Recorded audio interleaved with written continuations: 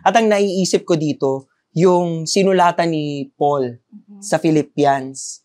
Pagkatapos niyang sinabi lahat ng magagandang bagay doon sa Book of Philippians, towards the last chapter, he addressed it to Judea and Syntyche.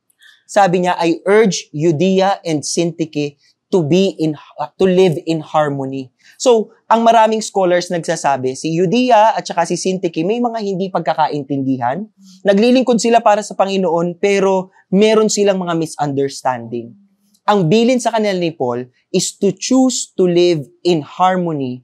At para masabi mong magkakabati kayo, ang hahanapin mo is ano yung common ground natin.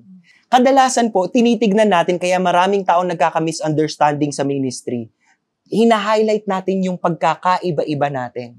Pero kung mag-uumpisa tayo dun sa kung saan tayo magkakaparehas, that we are all saved by grace, that we are imperfect people serving a perfect God, that we are doing all these good works because of the faithfulness of God. It allows for you to remember, hindi ko dapat sinusukat yung isang tao o yung sarili ko and contrasting, comparing, and all these issues na we-welcome ko. Hindi Kasi kapag nakatingin ako kay God at ginagawa ko ito para sa Diyos, nagiging mas malinis. Hindi lamang yung ating ginagawa, pero pati yung ating relasyon sa ibang mga naglilingkod sa Kanya.